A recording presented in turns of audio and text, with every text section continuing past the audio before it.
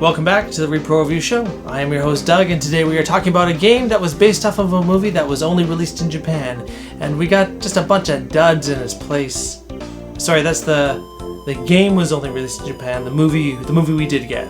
Anyway, this is Super Back to the Future 2. Super Back to the Future 2 is a game published by Toshiba Entertainment and released only in Japan in 1993. Sadly, it never officially made its way to North America or even PAL regions, so over here, Back to the Future had a reputation for having terrible video games. The most infamous of these bad games is the NES version, made very famous by the angry video game nerd. But that's arguably not even the worst one. The Genesis Back to the Future 3 is barely playable, as is the second NES game. Now, with a bit of time and the internet here to spread the word, the Super Famicom's Super Back to the Future 2 is a bit better known in Western retro gaming circles. The ROM was translated by fans and has become playable through the repro-cartridge scene, so now we can see what we've been missing out on all these years. The look of the game is bright and vibrant, with great anime-esque caricatures of the beloved characters from the movie. Everyone is pretty recognizable, which is great. There are little cutscenes that help the story of the movie play out, though sometimes they go a bit too fast. That's unusual. I usually wait forever for cutscenes to hurry up. And you can actually access these cutscenes to watch from the password menu.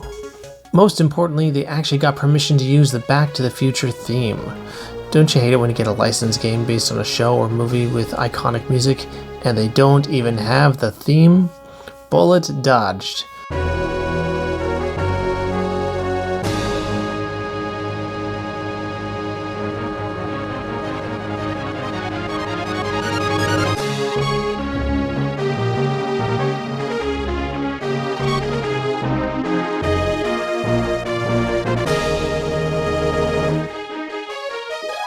It sounds pretty great on the Super Nintendo sound chip. There's also some remixes of the theme in here which also sound pretty good, but thankfully there are also some original level tunes which are pretty good too. So the presentation is pretty great overall and gives the game much of its personality.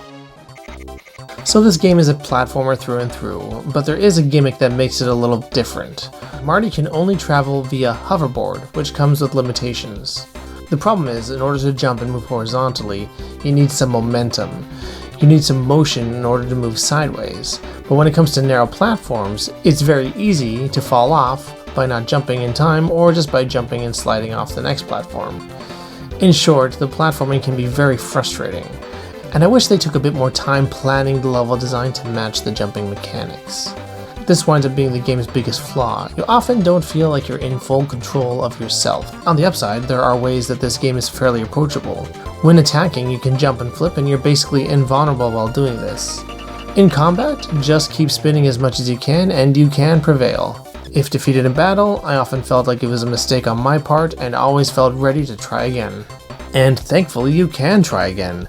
The password system is one of the most approachable I've ever seen in a game from this era, with each password being a 4-letter word like head or time or something like that. You lose your coin balance, but that's a typical penalty for this system. The currency that you pick up through the level, it's not coins or rings, but it's Dragon Balls. Look at that! Those are Dragon Balls, right? If you get the allotted amount, you can go to these jukebox looking stations and buy the upgrade that is indicated by this symbol. An extra hit goes a long way.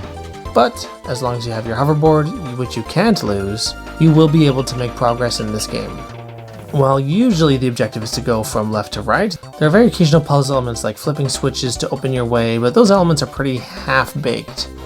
Flipping a switch moves the thing, okay. Doesn't really add much to the experience or force you to use your brain, but I guess no harm, no foul? The design flaws of the game are best represented in this fight with Biff's goons right near the end of the game. You need to square off with all 3 goons on different levels. In concept, this is very doable, but the difficulty comes with the stage layout and how it doesn't complement your moveset. On the bottom level, as you jump, you're more likely to jump back onto the platforms above you.